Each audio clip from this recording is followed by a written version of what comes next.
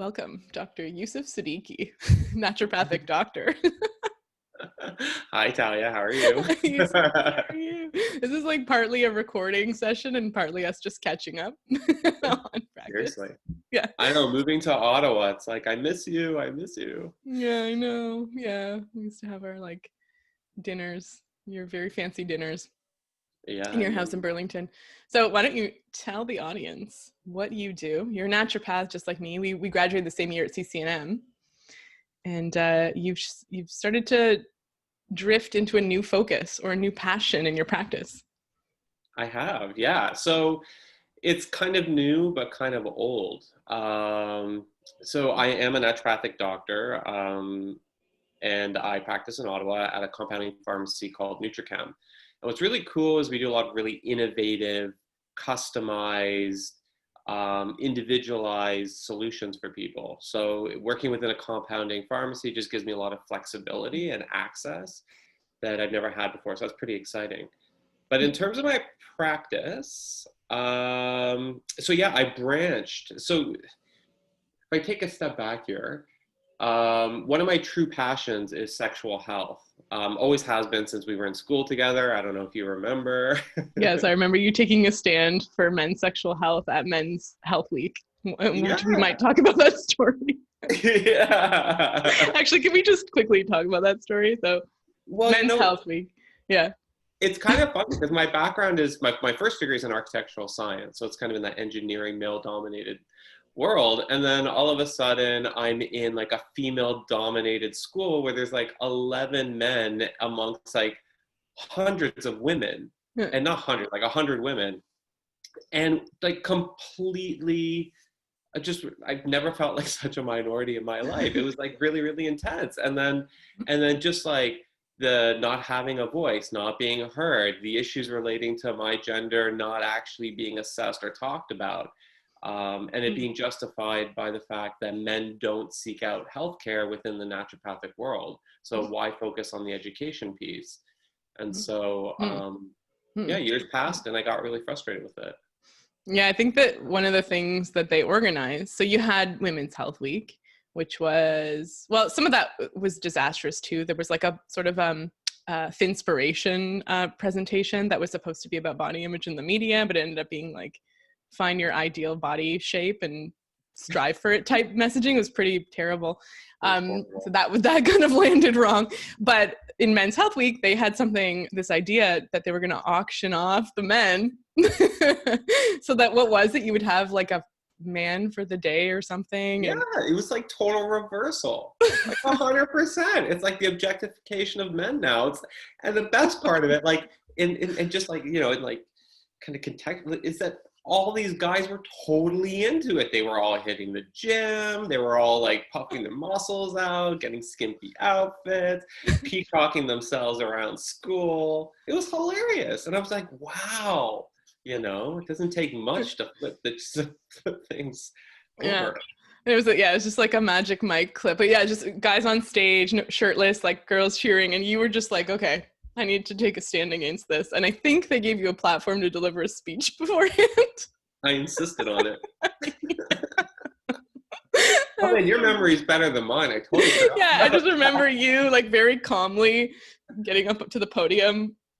You know, you said your speech, you know, and then you step down, and then they just step up with their shirt without their shirts, and nothing happens anyways. It was like Chippendales at CCNM. Yeah. Screaming that was so good. Leaving money. Yeah. So I remember your interest in men's health and sexual health from that moment. That was a true passion. Yeah. True advocacy role. And it still is. I mean, it's men's health, it's women's health, it's like non-binary individuals' health. It's kind of just, you know, I look at people as being, and even before like this really powerful trans movement, just as I've always looked at individuals as just being an individual. Like it doesn't, like how you self-identify is how you self-identify. You know, there are people who come into my house now we're doing telemedicine, it's house, but right, via their screens. But who are like cisgendered, like they're just very but inside the way that they self-identify is something very different. And it's, it's just creating a space that people can actually talk about themselves in a safe place. Yeah, because you have someone's hormonal systems, their internal sense of self, their identity, their society, their culture, and how that, gets translated to gender identity and all of that. Yeah. Yeah. And it's huge, right? Mm-hmm. And then the whole and then our whole sexual being layered on top of that, and then the complexities that come with our sexual self, and then all the intricacies. I could argue that there are naturopaths who focus on gut health. I'm one of them. There are naturopaths who focus on hormones. I'm one of those too. But I could argue that when we look at the root of the patient experience, our sexual identities play such a profound role, and has such a profound experience or lack of experience. That I feel that it's a really good connection tool where people can actually open in dialogue, and using that as a measurable for them. So it's really interesting because, like, as I think we talked before recording on the phone a couple of weeks ago or a week ago. We were talking about this, just putting it out there to broach the subject of sexual health with patients. Like, I was reflecting on that in my practice. I don't maybe give a lot of attention to it as much as I should. There's always an opening for it, like on our intake forms, and we ask about it. But I think you put yourself out there in a different way and noticed that a lot more people were coming in, kind of sharing their sexual health goals or sexual health concerns that they had. Right. And that plays like and like it's from my, the questions on my intake form are, get into the details of our sexual bodies and our sexual identity. And in some cases it doesn't open a dialogue, and some people just aren't interested in it. And in other patients it opens a huge dialogue, and it becomes a focal point of their treatment. I'm not the type of person where I'm going to push. It's kind of, well, here are the questions. There's showing I try to show an openness to have these conversations, but if someone's not there, they're not there. But I'm fine that when people are prompted, or when people are given the opportunity, I would say the majority of my patient base want part of their comprehensive treatment to include their sexual self. Right. Yeah. What are the kind of things that you ask, or how are you asking them? Yeah. So I mean, it's from differentiating between libido and erections to painful intercourse and vaginal dryness. I mean, there's very different. They're very different things, and they're very different root causes. So, for example, if we talk about painful intercourse versus vaginal dryness in itself is typically linked to painful intercourse, but painful intercourse be related to a whole array of things, right? And one of the big ones could be sexual trauma, and or maybe just not being into your partner, and not like it just kind of pushing through the intimacy side, right? Same thing with men. It's like, well, there's libido. So a lot of men will think libido has to do with their erections. But it doesn't. Libido is desire. Another thing on my intake form for men is, do you have the ability to achieve an orgasm? And this really blows a lot of patients' minds, because men automatically assume ejaculation is orgasm. Same with women, but it's actually not. You can ejaculate without an orgasm. So a lot of men are actually stopping in their tracks and going, oh, like, okay, fine, I ejaculate, but what kind of quality of sex am I having? So it's kind of creating these really interesting dialogues. That's really interesting, right? Yeah, because somebody has probably never been asked that before and had no idea there was a distinction, right? But maybe felt that something was off, and no one's ever acknowledged it. And how do you bring that up with your doctor? Like, what's the language you can use to even ask about that stuff? Yeah. Right. It's like, hey doc, I just don't, like, yeah, sometimes, I have had patients say things like, my orgasms aren't as powerful, or, things like that. And I think that just creating some language to help guide people to being able to Yeah. talk about it. And with painful, like for, painful vaginal intercourse is interesting because there's so many, just even understanding anatomy and helping someone understand their own anatomy, like where do you feel the pain? Like, is it cervical pain, which is a whole host of health conditions? Is it vaginal pain, like vaginal spasm? Again, different health conditions, different, pelvic floor, like what part is painful? Can really help us. Yeah. On that note, that's why I think, I'm a male, obviously a male practitioner. And although, similar to yourself, as a naturopath, we can do genital exams. I can do a path and pelvic exams. I refer to pelvic floor physiotherapists for my female patients. I think comfort level, but also expertise. So I do refer quite a bit to a few pelvic floor physiotherapists to do full assessments, and then I get a report back. So similar to what you're saying, it's like you get so much more information when you're actually looking at the pelvic wall and guarding and imbalances. It's kind of cool. Yeah. Are you seeing connection with pelvic floor and power of orgasms, or is that a connection you noticed, or just? So, I mean, powerful orgasms with women, I mean, it's complicated. It's a big answer, but yeah, the pelvic floor, if you're yeah. I mean, it's such a big answer. Do you want me to go into like the details? Well, yeah, I mean, yeah, it's probably too simplistic. Like, I'm just thinking of how some people have pelvic floor dysfunction because we're sitting all day, just a lack of awareness of our pelvic floor. We're very cerebral beings, and the pelvis is a place we don't live in. I agree 100%. And it's like when getting like a pelvic floor assessment, you, like a woman, learn so much because you're like, oh my gosh, I'm guarding here, I'm holding here, here's the imbalance. And then the exercises that come to help rebalance the pelvic wall, so pelvic floor. So I think it's a really cool partnership in terms of what we do. Yeah. And then through those, because as a naturopathic doctor, at least in my practice, I don't do a lot of physical modalities. I do more biochemical, hormone, and counseling, and botanical medicine. But there's like so much knowledge that we get from our physical bodies that I feel the partnership is quite needed to help. Yeah, it is good to pair the structure with the chemical function. Yeah. And so it's good to have, like a bodywork practitioner to help a more strategic, I call it strategic practitioner, someone you can see on Zoom, not Zoom, but on telemedicine. Yeah. Well, yeah, exactly.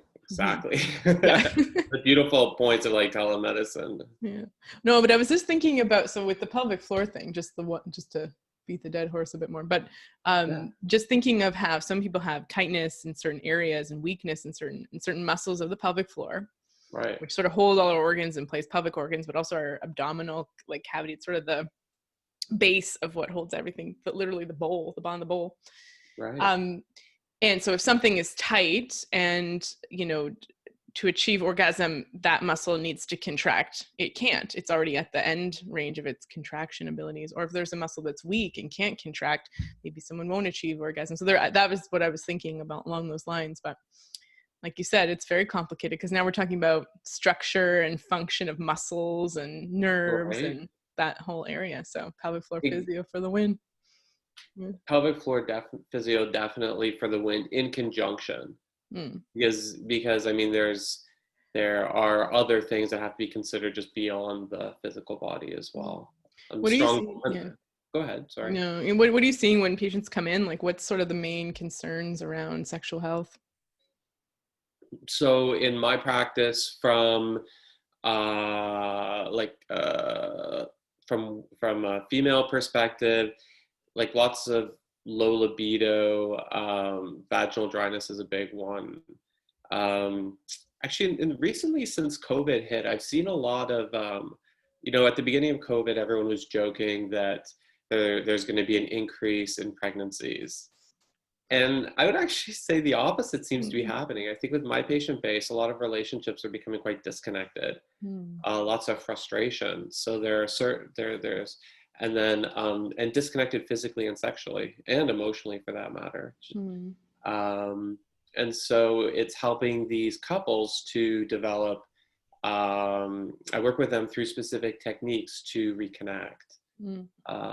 At a physical level. It's almost like dating for the first time. It's like when you spend so much time together but so much time apart, it's like, well, how do you kind of go back into the bedroom and reinitiate that intimacy? Mm. Um, and that's really profound actually for a lot of couples. Gives Mm. them, it's like that first date again, that butterfly feeling. It's kind of Wow, that's great. So, and these are couples who've been together for long and short periods of time. I think COVID's like really, really triggered a lot of people. Mhm. A lot of people have become quite isolated within themselves. Yeah, it's done so many things, and I don't even know. I mean, I was thinking the other day, I'm like, I don't even remember. I live in Toronto, and I'm like, I haven't really lived in Toronto. I just kind of stay in my neighborhood going for walks. Right. The odd time you have to leave the house to actually go somewhere, like the vet is a rarity. It's like an event. Like there's no just kind of going somewhere to meet a friend and all that stuff I've like just gotten used to. It's just become normal in the last 8 months, but it's very bizarre. Yeah. It's changes in these ways that are so subtle and then in some ways, and then in other ways, just extremely troublesome Right. and yeah, it's just, yeah. So so there are couples, so we've lost our acquaintance type interactions, that interaction you have with the coffee shop barista every morning, Right. the TTC driver you say hi to, whatever, even people that you do see, there's this veil of they're like a vector for disease potentially, right? Or you are a vector to get them sick and harm them. So there's Right. this tension, you know.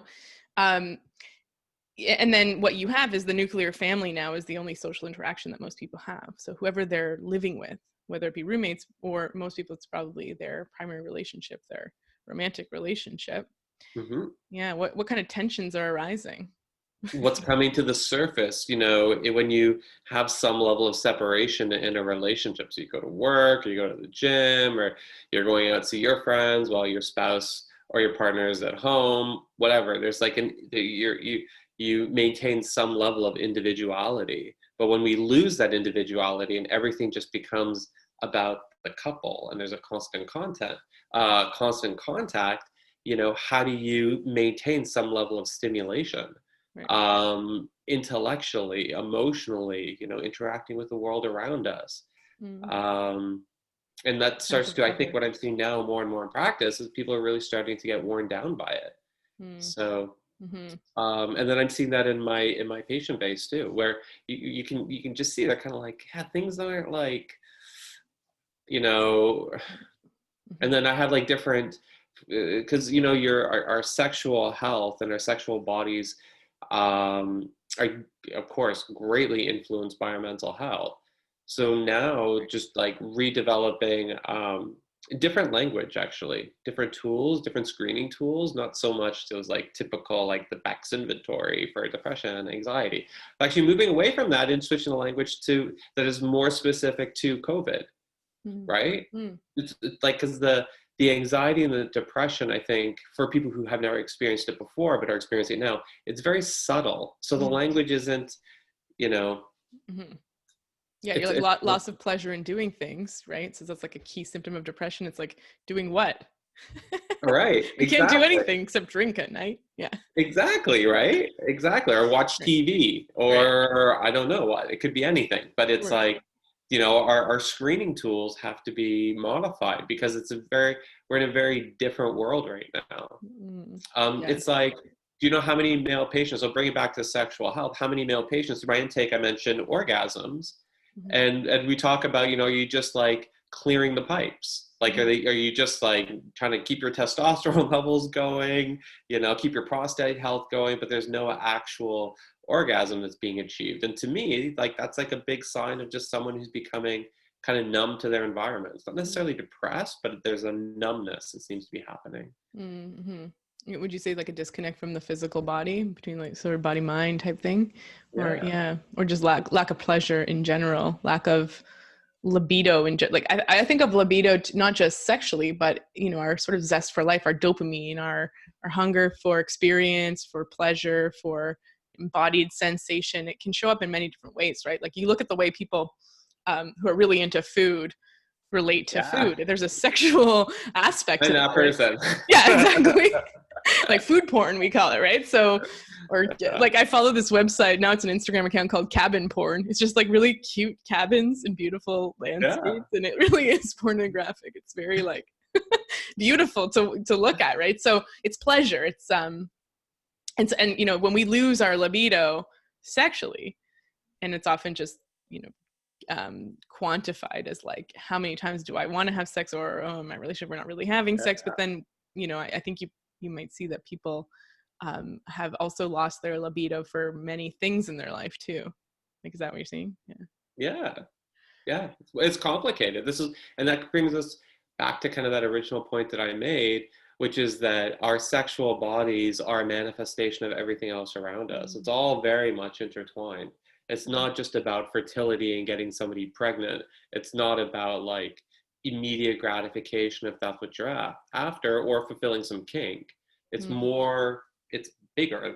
It's much, much bigger than that, which is why I'm like fascinated by it. Right? Yeah, it's like a good entryway in just understanding somebody. When you start talking about sexual health with a patient, you're like, you get to everything. You get to greens and protein from there. You get to sleep. Yeah, like down to, it could be like, 100%. So it's cool. And then the other thing is, when we're talking about like language and COVID and numbness and disconnection and loss of sensation within the body because of that numbness. What's another thing like pre-COVID that's really important to note, and this is top as we're approaching November, so Movember, and men's health and prostate health. It's important to note that another area that I'm really passionate about is our evaluation tools, like our standard evaluation tools for men. The language is feminine. It's not masculine. So if you, which again, I hope I'm not offending anybody with the masculine feminine. And I hope that anyone that's listening to this can appreciate that I'm actually against this polarization of male female. I feel that there's a fluidity to everything. But anyways. But there's still this construct, right? It doesn't necessarily mean male female, but it's like a yin yang, how we understand these concepts that have, they've sort of perpetuated like through various cultures and religions. Like I think of like ancient Indian culture and Chinese culture, and you know, so it's these things. Yeah. And yin and yang is, although there's a masculine and feminine, it's yin and yang. It's very much like the engine and the gas. That's my analogy, is the engine and the gas tank, which we always say is like the nurture and the doer, which is the masculine and the feminine. So if you take the masculine and feminine out, the yin and the yang, it's a perfect analogy. And so all the tools that we have are more evaluating the yin side of things. They're not evaluating the yang side of things. And so someone who's very yang, because now I'm going to talk like this probably for the rest of my life, next while, the person who's very yang in nature is not going to relate to language that's yin. They just won't get it. So if you come in and you're like, are you feeling sad? No, I'm not feeling sad. Or safety. Are you feeling really worried? No, I'm not feeling worried. I'm like angry and pissed, right? There's very different experiences, but the root of it's very similar. Like I have a whole thing about our evaluation tools. Well, I remember actually, this is really reminding me of this. When we were interns at CCNM at the Canadian College of Naturopathic Medicine, I had a patient who had very significant trauma, and I think you were in one of my groups. And so before every shift, we would do what was even called preview and review. Preview before and review afterwards. It was sort of like debriefing, going over cases and getting help from supervisors. And I was working with this patient to do stabilization, right? To keep them within a window of tolerance. We could I wasn't even really going to do work with this person, but to just learn how to stabilize them. To hopefully help with their actual concern, which was a physical one. And I remember I kept using the word safe, like safety, his experience of safety. I'm trying to get him to the safe zone, or, you know, do you feel safe? What makes you feel safe? And you were like, stop using that word. Yeah. You're like, it's like an 80-year-old. I think of like police. Yeah. Yeah, right. Yeah, it's like safety is, yeah, like could, yeah, exactly, for like certain people from, yeah, safety could be police, or someone else it's like safety is, you know, the opposite of police, or police opposite of safety, or whatever. So yeah, I think you were saying like calm maybe is a better word to use, but something that this person can relate to, because they're not going to relate to Well, and safety. then remember when we were at CCNM and we were doing like genital exams and we were learning how to do like digital rectal exams and penis exams. And I remember during the lecture, they were talking, someone asked, or there was like a whole thing that what if a man gets an erection during a physical exam? Mm. There was a huge discussion, huge, I'll never forget this. Oh, you know, you don't want to make him feel uncomfortable. And then there are all these strategies. And I think the conclusion was that at the beginning of the genital exam, the first thing you should say is that it's normal to get an erection during this, or it's okay if you get an erection during this exam. It's not a big deal. Like essentially Um, call it it, out and to comment call it on out it. to make it more comfortable and everything's on the table. And I like raised my hand and I'm like, as a guy, if you tell me you may get an erection during this exam, that's all I'm going to think about, and I'll probably get an erection during this exam. I'm like, that's not what you do. You just go through very like thorough, quick, and you do the exam. And if the erection's about to start, you just stop and you move to the next thing, and then you come back to it. Right? You just normalize it, but you don't make a big deal out of it. Yeah, it doesn't need to be So maybe. I remember that. I was like, what? Yeah. This I is think awesome. too, there was an inauthenticity, because we're students too, or inexperienced, and you know, but there's an inauthenticity to having that script when obviously the doctor, the intern, is very maybe stressed or anxious or embarrassed themselves, and that's coming across. So it's not a comfortable situation, and so your method of just, you know what, move on, get a hold of yourself internally as the doctor, and just, you know, understand that Yeah. this person probably just wants you to get it over with as quickly as possible and move on. Well, Yeah. think about, so I, like my analogy was like imagine getting a pap and someone like saying, "Oh, it's okay." Like, you know, you just Yeah. kind of want it like It would be thorough, terrible. medical. Yeah. Just tell It's me not what's wrong. Yeah. Tell me what's done, happening. Yeah, move on, right? You don't exactly. want to make it, yeah. Anyways, it Yeah. was kind of funny, but Yeah. Yeah. It's like we're not having tea. This is not something we want to linger in. Just get it. Just, I'm here because I want you to see if anything's wrong. Because obviously I probably had a complaint or a concern that made this physical right, exam indicated. And right, if you see something wrong, make a comment. If everything looks healthy and normal, then say that. Yeah. right. Yeah. Don't say looks Seriously, good. Like that was something we learned. Looks good. No, healthy. Everything looks healthy and I normal. think looks, yeah, don't ever say it looks good. That's completely inappropriate medical terminology. Exactly. Yeah. Yeah. Uh, The school, yes. Those days long behind us. Yeah. But yeah, you recently did a continuing education. You did a course on sexual health, and you really I very did. recently. Yeah, yeah, through the University of Guelph. Oh. I finished it. Yeah, and it was really interesting actually. I learned a lot. I learned a lot of really interesting techniques. But what I guess my biggest takeaway from it was, you know, I consider myself in my own little political sphere this like open, non-judgmental guy. And I don't like labels. Like I'm a non-label person. I don't ever want to be labeled. Um, those are my politics. And so I was in this course, and a large portion of it was understanding, you know, different types of relationships, which I'm familiar with, but like the different types of polyamorous relationships, open relationships, monogamish, which is a new terminology for me. So those are relationships which are somewhat monogamous, but not fully. And sometimes it's through two consenting adults, but sometimes it's not. Um, and then what else was there? There was, but the big thing was the gender binary, and actually like understand. I know we were talking about this a minute ago before we started, but you know the terminology and that's appropriate, that's non-offensive, and so that was a big learning for me, I have to say. And again, it's not that I've ever wished to be offensive. I don't think. Hopefully, most people don't. But it was just my lack of knowledge to some extent, and still is to some degree. I'm learning. But Mm-hmm. but we learned about that. We studied. We learned all about like different types of kink, a lot of which I was familiar with. Not personally, but you know, I've heard of it. Yeah. But also like the complications that can come from it, Mm. and the importance of consent, and when people start to explore, and safety, and helping people to make good decisions for themselves. Mm. Um, Mhm. yeah, I mean, it's huge. Like the topics, like sexual health is like, I'm kind of going to the extreme things, but then you have couples that are, you know, heterosexual, cisgendered, monogamous couples, which is makes up the majority of my patient base.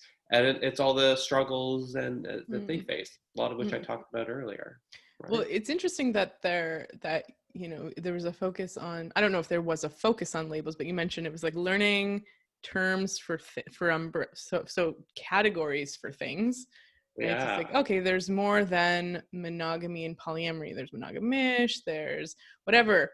But right. it's kind of interesting to me because sexuality is a totally fluid creative thing, just like the human experience. So it's like categorizing art or music, and you can, but it's, so you know, if I had a patient that came in, explained to me that they were monogamish, I would need, well, I don't know if I would need to, but if they wanted me to understand what that meant, I would need them to explain what that meant for them. So I wonder if the label monogamish is even useful in that situation. Like, I'll say this a lot. Well, it may be useful for some people, just like a Look at diagnosis. someone who's a sex addict, someone who's a Yeah. self-described sex addict. Right. So then defining, so monogamous would include like maybe within their relationship, pornography is off the table, and it's seen as being something that if you're looking at pornography, that's falling outside of their commitment to their relationship. But yet this individual presents coming to see me for his sexual or her sexual addiction. Hmm. Um, so it's monogamish, right? Because Right. it's like it's kind of off the table, but kind of is on the table. It's a gray area. Right. Uh, Okay. So it's like it's sort of leaving the bounds of the classic monogamy and the rules within that monogamous relationship. Like, okay, no porn in our relationship. That would be considered cheating or betrayal or something. And then it's like, well, I'm yeah, you know, I'm straying from that. Yeah. Mm-hmm. and it's like in like, you know, monogamy is always about sexual intercourse, but even within sexual intercourse there's like, well, does oral sex count? Does like masturbation, mutual masturbation count? Does having a relationship with someone online that you do camming with, is that within the bounds of a relationship? Is Like, flirting with someone through chatting on right. whatever means that is that within the realm of your relationship? So it's like where the lines are specific to an individual and then to a couple, for Right. the couple to negotiate, right? Right. That's interesting. Yeah.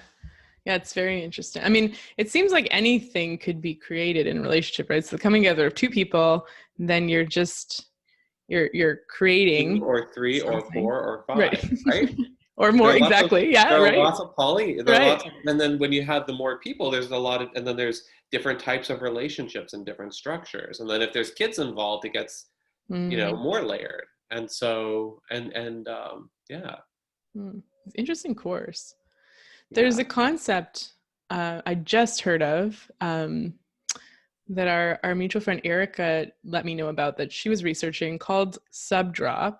It's something well known in the BDSM community, but it can extend beyond BDSM, wherever there's sort of like a submissive dominant interaction, which can just happen in, let's say, quote unquote vanilla sex. Like there can be a little bit of a I don't want to say a power dynamic, but a little bit of that, you know. Of course there Um, is. and so apparently something happens neurochemically, or because there's this idea, right, that in sex women have a stronger release of oxytocin and men have a stronger vasopressin release. So women experience more love in the act of intercourse, and that just perpetuates in our culture of like women get attached with like da da da da da, right? Right. So but there's this idea of subdrop where the person who takes on a more submissive role, even if it's like fully submissive or even just a little bit, experiences almost like a drop in dopamine or a drop in neurochemicals afterwards that lead to a lot of vulnerable feelings.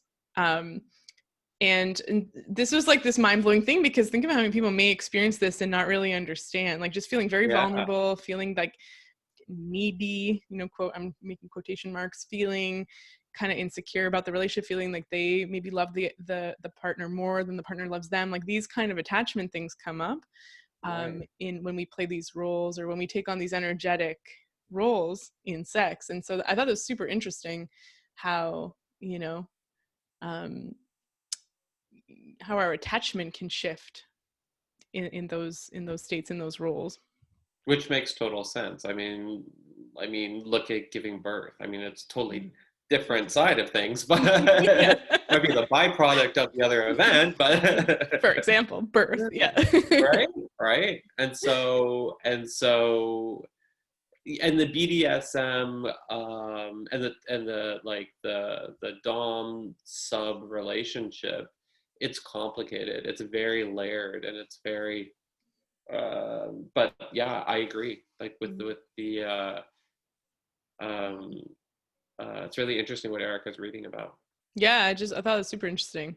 Yeah, she let me know about that, and I was like, this is like a whole new area of Well, because it also has a lot to do with the release, right? Because that's it's like the ending, the release, It could be, and also putting one's well-being in the other person's hands willfully. It creates this power imbalance, but I don't know if power imbalance, because you still are in your power to submit to someone. That's really what the healthy role play looks like. But there's something about that submission that creates these deep attachment, vulnerable feelings. And so the recommendation was for people who experience subdrop was to know that it's normal and a possible thing that can happen afterwards, and to express to your partner that cuddles and reassurance and things like that are needed afterwards. Like you can't just kind of go make toast or whatever. But this brings in and this is where, when someone is involved in any type of sexual or any type of interaction, it's important to have appropriate consent and to be treated with in a respectful manner, and to make sure that your needs are always being addressed and met, right? So that's a big it's not just within the like BDSM culture, but it's within everything. It's interesting. I mean, so this is gonna be PG, but I'm gonna say like Boogie Nights is on Netflix, and I watched it recently. It's so good. I forgot, I only seen it once, like many years ago, and I watched it again. Like the acting is just and one of the funny tropes, or one of the things that they play with, is the way that the characters talk so casually about sex, because within this industry that's normal, totally normalized, that people are having intercourse with each other. It's part of their job, watching each other have intercourse and just speaking about it because it's their business. And that's funny to us to watch because it's not what we're used to. But that's kind of unfortunate. I remember watching it thinking, what if people just were like this about sex? You would just make an odd comment to someone, or it would just be, because it would just roll off their tongue so naturally and normal. Like they have no idea that there's any stigma behind it or anything kind of weird. And, but I think that's an issue with consent, is that it's hard for people to talk about things. And so to really achieve, or maybe not, well, consent is one thing, but even satisfaction, sexual satisfaction, right? To discuss, what turns someone on, what they like in bed, to have open conversation with their partners. Right. Yeah. And it's hard. I mean, I have difficulty with it. Yeah. And I think a lot of people do. And a lot of people, and I mean, I keep saying this because it's the fabric of how I look at everything, but there's layers to that too. I mean, there's expectations, right? There's expectations that are realistic and expectations that are not realistic. Mm-hmm. There's learning to, when we talk about any type of sexual exploration, and we're talking about consent, we're also looking at things like are people doing what they want? Are they making decisions in their sexual relationships that are fulfilling for themselves, regardless of what that is? Mm. If we look at it from back to the BDSM culture and the sub drop or even just like the sub role or the dom role, it's like a dance between two people, right? And if one person's always stepping on the other person's toes and the other person's allowing that person to step on their toes, it creates this really unhealthy dynamic. In like a heteronormative or cisgendered relationship, you could have one person that watches a lot of pornography and has a certain expectation as to how they are supposed to interact sexually, but again, it's not, and how their partner's supposed to um, express themselves within that intimate environment, but maybe those expectations aren't necessarily in line with what's possible, right? Or preferred, So it's like, a big part of being a naturopath, which I'm sure you'll appreciate this, is like tapping into kind of our authentic self, right? Being able to say, okay, at this point in my life, because I don't believe anything's ever linear by any stretch or stagnant. It's always evolving. But at this point in my life, this is where I'm at. And then as we evolve, we move through life, you kind of self-reflect. Why was I kind of in that mode? And then you kind of move through all these different phases. But we look at everything really comprehensively and holistically, right? Yeah, it's a good point. Self-understanding, to know, because we can talk about consent and boundaries and assertiveness and vulnerability and all of that stuff, but until we have a deep sense of what we want, who we are, it's difficult to have those boundaries, Right. If you don't know. Or not have any boundaries, right? Or be exploring, but just to like, have some presence about it, right? But and at the end of the day, there are certain patients of mine who are in a mindset where they are exploring. They're going down a lot of different avenues. They're stepping out of their comfort zone in terms of not just their sexuality and their sexual exploration, but in other aspects of their life. And what I offer them is a place to kind of check in and be like, okay, are you still making good decisions for you? Complete non-judgmental, but just, I'm a point to check in and be like, are you safe? Are you putting yourself at risk? Where are you going with this?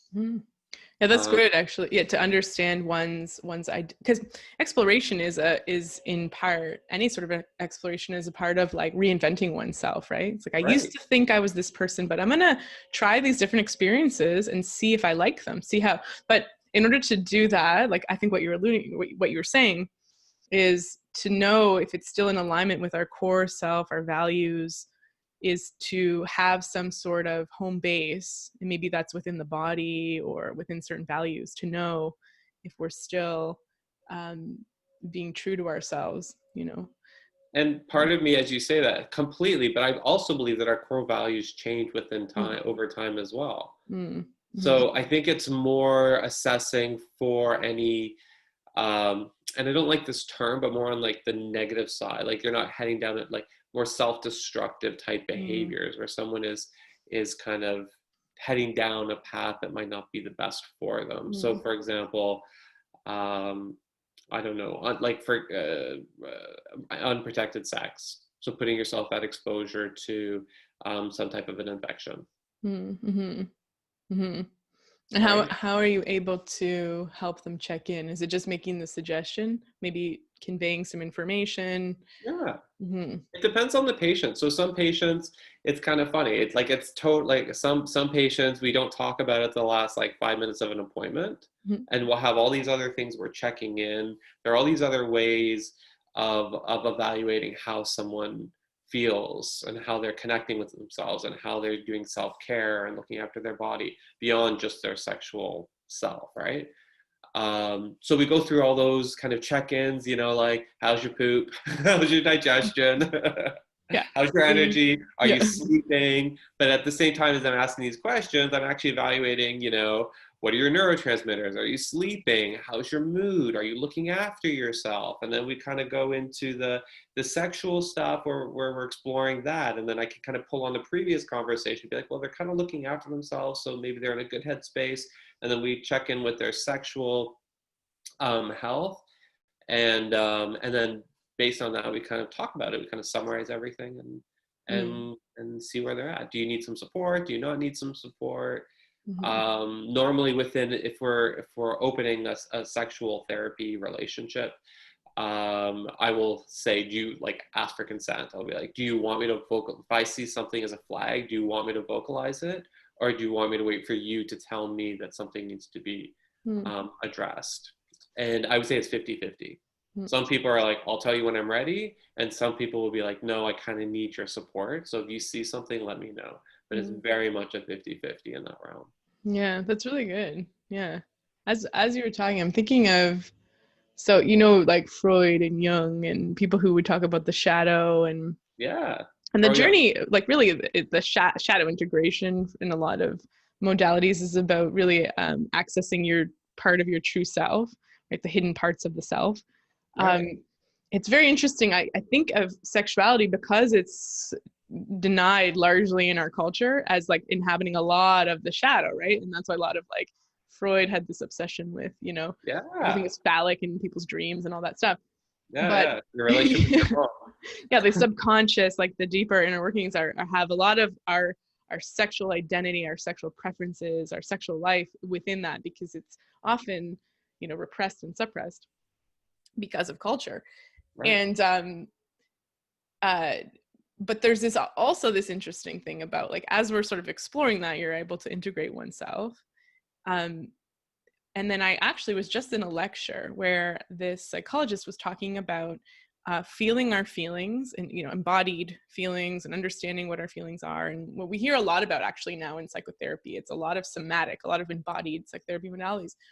And if we don't do that, if we hide from our feelings, or we don't check in, then, and we start to, what she calls, so like, deny the self. So for example, maybe you're not into BDSM and you go along with it, or maybe there's something you really want to do, but your partner's onto it. And so you're sort of denying your internal, your natural desires, your passions, the things that you actually want to do or that are alignment with yourself. That there's this numbing that can start to take place, right? Think about like learned helplessness, or just this sense of not being nourished or fed, like you're just, and then we start to become disconnected, and maybe that's why, And this brings me back to like our initial discussion with COVID, and everybody in this kind of state right now, right? Mm-hmm. Right. Well, and we're forced to deny our animal selves. Like, we're very social animals, and we can't be. Right. And then now it'd be even more fear attached to stepping out into, as you were talking about, because, if you're going to interact with someone, there's higher risk. Yeah. But yeah, I think I agree 100% with what you're talking about. It forms a big part of what I do. Yeah, you were mentioning, when we were talking about how you're helping people, like, what are the things that you're doing to help people reconnect? Because I hear you saying you have some strategies. By themselves or in a relationship? Well, let's do both. Yeah. Okay, so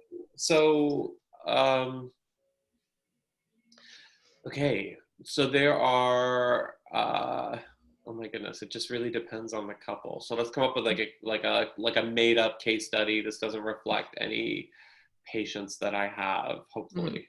Just a sort of like a conglomerate of what you normally see. Yeah. So it'd be like, let's say I have like a 30 okay, let's do like a 33-year-old cisgendered heterosexual couple that's experiencing infertility. And so they're on like round 3 of IVF. They're about to like start going through the hormones, but 2 rounds didn't work.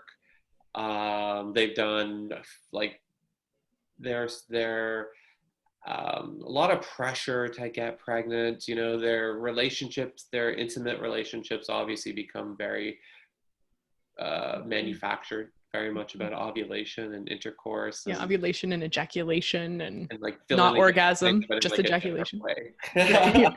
But it's right, and it's hard, right? Mhm. And then say hypothetically, this couple, they do their third round of IVF, and it doesn't take, and now they're like, okay, we have to potentially start our mourning period for infertility. You know, there's a strong likelihood that they might not get pregnant. Mhm. And so they would have spent the last few years just kind of trying to, like, no pun intended, but like pump out a baby, right? And they're not, it's like the connection between the two of them. They're trying to like build their family, create a home of love. They're doing everything that they can do. You know, they're seeing a naturopath, they're seeing acupuncturists, they're at a fertility clinic, they're reading books, they're on special diets, they're doing everything. That's a lot of investment, right? Into giving themselves into having this baby, and it's just not working for them. So then fast forward, say 8 months after the last failed IVF, now what? Now they're like looking at each other, like, they have to rebuild their physical, sexual, intimate relationship. Because now would have been a year, 2 years, maybe 3 years of project managing getting pregnant. And so in these cases, and these are people where their hormones are, you know, so the hormones would have been, we've been working to like detoxify all the excess hormones out of the female partner. And I would have been tracking the males at this point, testosterone, just to make sure that everything was good and adrenal function. But then, yeah, so say everything comes back to normal. So say they're a full endocrine system, lab values, great. Libido low on both sides. The desire to actually be intimate with each other is just not there. So in these cases, which are, you know, I have to say, like, on an aside, from my like sexual health side of my practice, you know, everyone would assume that it's people in their 60s, 70s, 80s that are all coming in, men for erectile dysfunction and women for dry vaginas, but it's not the case. It's actually couples in their late 20s to 30s to 40s that are really Millennials. struggling. Yeah. Yeah. Struggling with connection. So anyway, so back to this couple. So there's a technique. It's a reconnection technique that I walk patients through, where they're not allowed to masturbate, they're not allowed to have sex, there's no release for a period of time, depending on the couple. But what they do is they start facing each other. They start intimate touching without a sexual side. So they're getting to know each other again, their physical bodies. They're starting to like understand where their erogenous zones are again, right? They're starting to like build up that sexual energy within themselves and within each other. And then gradually over time, we start integrating different techniques with the goal, of course, having, and if that's their preference, is having intercourse. So, but it takes time, because you have two people who obviously care and love each other deeply. So it's like, I call it, it's like you got to date again, you know, although you have this life and, you know, potentially they live together and they, you know, have bills that they have to pay together. So everything's kind of superficially together, but actually emotionally it's very separate, and physically even more separate. And then also helping them work through like the mourning, the depression, Right. the depression, anxiety that comes with that as well. And one thing that I was just thinking too is like they're essentially restructuring a new concept of family. So they probably came together with this idea that they would have children, that would be their family. And Right. now perhaps it's just going to be the two of them. So, or Now unless they adopt or whatever, it's a different model than what they envisioned. Right, and the thing is that so then sounds like a sad story, but it ends up being a beautiful story, because the funny thing about this can happen, I'm being non-specific, but that this one couple then went on vacation, got pregnant. So after all of that, they ended up getting pregnant anyway. So it's kind of interesting, but kind of a classic story where once you take your focus off something, it all of a sudden happens. Right? I tell all my fertility patients the same thing. I'm like, the best advice I can give you is go on vacation, drink lots, and have lots of sex. And Yeah. you might get pregnant. If not, you at least had a good vacation. And I would say a chunk of them actually come, I don't know if it's placebo or not, but the chunk come back pregnant. It's really, really funny. But there's something Well, to be said about that. yeah, it's interesting. Like, so I think of like fertility, as it's so energy intensive for the human body, Yeah. so much goes into supporting a fetus carrying to term, and our body is really sensitive to stress, and it's not going to want to do that and make that investment if there's any amount of stress. And for the fertility journey, unfortunately, is so stressful. It's so stressful, just physically on the body, but emotionally, mentally, relationally. It's just, Right. socially, really terrible. And so it like works against us in so many ways, but it's a catch-22, because how do you stop worrying about it and stressing about it? Yeah. So And a lot then, of the time it's like when someone's just, they're like, giving up, or it's the end, and then it happens because it was like there was a release of these stress chemicals. and then what happens if, and then on the flip side, what happens if they do get pregnant? They do IVF or they get pregnant, and then there's the whole, now we have a baby, now we have a screaming baby, now we have like, we have like this little love muffin that all of our energy goes to that and less towards each other again. So then there's the disconnection piece that happens with that as well. Yeah, that's probably something that you would see a lot of, is like, Yeah. families with young kids who that's taking up, like working kids are taking up everything, especially with COVID, with the kids home, being the teachers of the kids, the daycare people, the entertainers, the nannies, everything, Yeah. yeah. So it's about this reconnection and taking time away from the kids to bond as a couple. And to have that reminder, right? Mm-hmm. It's kind of funny. Like I at the beginning, I always felt kind of silly being like, you guys have homework to do. But then you realize that people actually need these homework exercises just to start retraining, Mm-hmm. right? Yeah. Actually, it's like, but the same thing could be said about like going to the gym or putting someone on like, I don't know, I'm treating SIBO or like a fungal infection or something. And it's like, well, you got to change your diet and go on. Like everything has a process. So it's always good to remember that, even when we're learning to nourish ourselves, to nurture ourselves through whatever it is you're working with your naturopath, the same thing kind of plays into your relationship. We can't forget that. And there's something about Jordan Wiggins, one of our colleagues, who focuses on this female pleasure and sexual, appetite, libido, sexual health. She talks about this idea, I've heard her say it on a podcast, that does, like, sex is not, so we expect it to be spontaneous, and people will sometimes be like, I wish it was spontaneous, like when I was first dating my partner. And I remember her saying, like, it was never spontaneous. If you knew you had a date coming up and you had the possibility of having sex, you probably prepared beforehand. You shaved whatever you wanted to shave. You put whatever scents on needed to be put on. You chose your outfit. You sort of, it was never spontaneous. But what that is, that's the excitement in the buildup. Right. Because now you're prepping. So the moment that you like pull out that razor to shave whatever it is you're going to shave, you're like, that's like the start of your sex. That's the start of the intimacy, right? Because now all of a sudden you are starting to like energize your body. Right. It's like Amy Schumer's sketch, Sex Prep, where she like gets a text and then she just flings her meatball that she's eating and she gets ready. It takes her like a whole evening. Right? I want to be bloated. Yeah. Well, it's true. Yeah. And actually, this idea of starting to date again, Esther Perel talks about this, a lot of this. We lose that disconnect, that distance from our partner, where they're this other being. And that's what everyone will describe, that when they see their partner from across the room shining, they see them desired by other people, either as a sexual being or just as a whatever type of being, intellectual or whatever.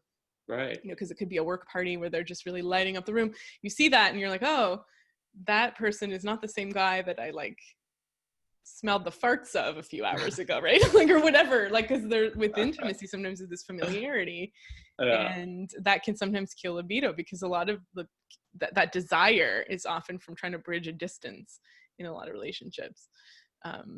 So it's creating that sort of danger again. I don't know if danger is the right word, but danger is not the right word. Yeah. Creating that, like that risk, like that there is that vulnerability, right? Of like putting yourself forward and, you know, this is a different person for me and I don't know how it's going to go. And that is hard, I think, if you've been together for a long time, if you're stressed out. Yeah. Yeah. Cause in relationships, you know, when you've been with someone, when you love somebody unconditionally, it can lead to like some, you know, lowering of boundaries. Right. Right. And so then we start to, you know, our filters go down in relationships, and then there's consequences attached to that as well. So, you know, it's hard to, you know, if someone's like being hard on the other partner in a relationship, it's really hard to find that connection piece again, right? So then it's like, well, why is that individual having struggle? Why is their frustration, their irritability level higher? And it's like, you know, getting to the root of that so that the relationship can heal. Well, that's another point too. It's like, you know, if one partner is nagging or criticizing or another partner is stonewalling, well, the John Gottman's 4 Horsemen of the Apocalypse, you know, criticism, defensiveness, stonewalling, and contempt, which is present in a lot of relationships. Like this begins with a bit of resentment. Right. And it's like, how do we kind of tap into our vulnerability and communication and reconnect again? Maybe that needs to happen before we even talk about sex. We need to actually be in a situation where we like each other as people, you know? Yeah. 100%. 100%. Get to know each other.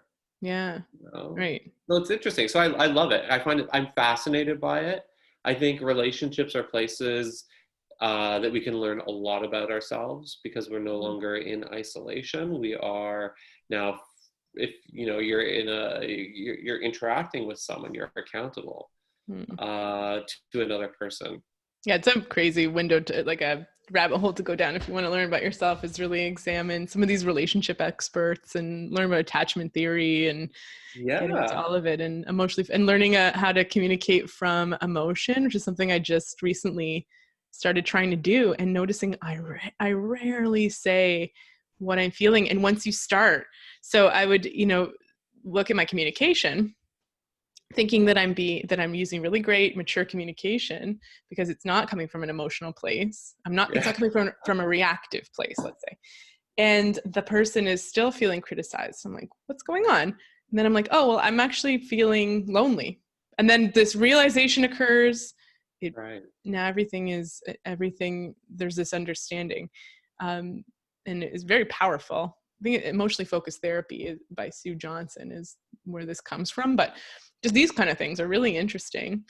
Because you immediately take that energy that's building, you know, when you look at things like this, like it reminds me of Vipassana and like the Sankara, like the energy bundles in your, right? It's like, and like the knots in our back. It's like, you know, your emotions are building, holding, but the moment you say and own what it is, it's just kind of like, okay, thank you. You've acknowledged it. And now I'm like in my truth and I can keep doing what I need to do. And energy can flow. And energy consciousness can flow now. You can be one with the universe. Yeah. Right. I remember being in Vipassana being like, but I'm creating sankaras about my sankaras, trying not to have sankaras, and I have no one to ask, and it's day 8 of silence, and just going in. God. Yeah. I'm like, and now there's a sankara about this. What the hell is a sankara? And are those all the knots in my back? Yeah. And sitting on this floor is forming like so for the week, right? Or the 11 days. I thought it was forming knots in my back, and then I realized it was just the practice that was making me hyper aware of stuff in my back that I don't normally feel. It was very interesting because I remember sitting and being obsessed with getting my posture right because I was like, why am I in so much pain? Everything's wrong.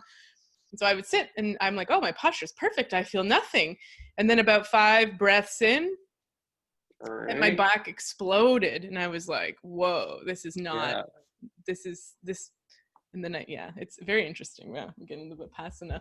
But Vipassana is interesting too, because I mean, the whole premise is that you're reprogramming your thought process, right? You're no longer giving energy into pre-existing thought patterns, right? So as things pop up, you're supposed to like meditate it out.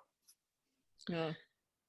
but in a way, I just like haven't like put a ton of thought into this, but just in this moment, it's like, well, is that like, I can understand the benefit from that, but also is there a desensitization? Because I believe that, healing comes through understanding, not necessarily through like releasing.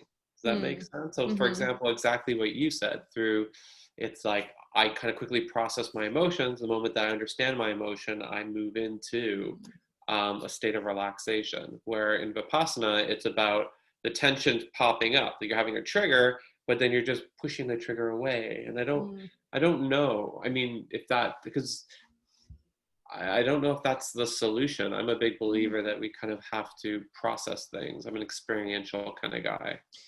Yeah, I think my most profound moments in Vipassana were when something would trigger a memory and then emotions, and then I would be in some childhood experience or some other experience and just going through it in my mind, as well as being with the body sensations, not really having any place to escape to because you're held there for that hour. I mean, not Right. physically, but you could leave, but it would be really taboo. And, Yeah.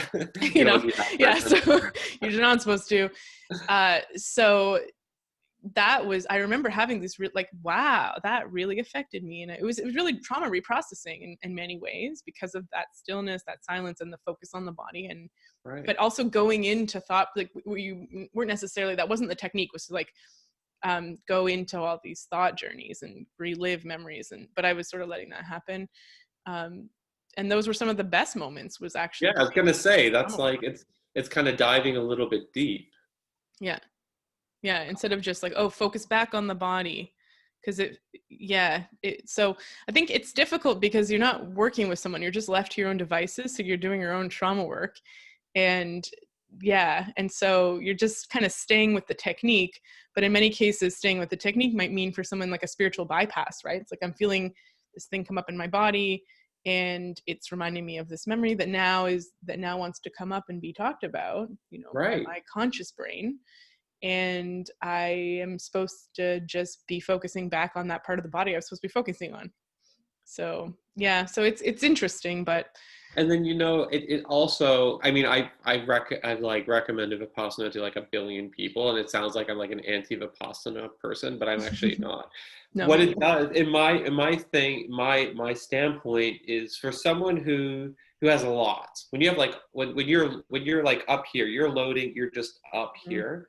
What Vipassana does is it gives you the space Yeah. to actually do exactly what you're talking about, that you could like actually process that information. You could like see it for what it is. Where I think when people are vibrating way up here, they have a hard time sorting through everything that's going on in their mind and their body and their life. That's good, actually. Yeah, because I don't know about you, but it took me till day 7 or 8 to not have these extremely loud racing thoughts in my brain. So I didn't get quiet or peace until well into that situation.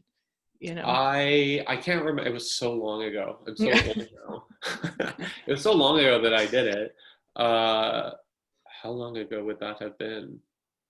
Like 15 years ago? Yeah. Yeah. Gosh. Yeah. I think I did mine 2 years ago, and I remember right after, I'm going to do it again, but finding the time off is, well, now it's not happening. I felt like calm. I felt like a serenity. The most profound thing that I remember, and this is really interesting, is that I would say when I went in, my vision was like this. My peripheral vision was like this, and when I left, I felt like I could see behind my head, and I was like, wow, all that tension is just gone. And that was like, I remember like getting in the car, you're like walking, they socialize you, and then you get to go and like leave. And I was just like, wow. And I drove down to the lake, because I was living in Toronto at the time as well. Drove down to the lake, and I just sat there in like silence. Where prior to that, I'm like, I've always been like a doer, engaged, around people, active. What am I doing next? And I just sat there for like 4 hours. It was amazing. And then I text a friend of mine. I'm like, I'm sitting on the beach at the beach. Come meet me. I'm like, kind of just, I don't know, I'm just sitting at the beach. And she's like, are you okay? Like, this is kind of weird. You're like, yeah, I remember that too. I remember like Yeah. days are so short. I don't have enough time anymore. Right? And And then I slowly got my dopamine back. My dopamine receptors became sensitized again. Yeah. I needed more stimulation again. Ayahuasca, I think ayahuasca was more profound for me. Was it? Yeah. And Well, ayahuasca okay. was far I more was profound. actually just thinking, so I was at the Psych NP conference this weekend. It was a virtual conference, and they had this really good, so I've sat in a lot of lectures on psychedelics, and many of them, to be honest, are very boring.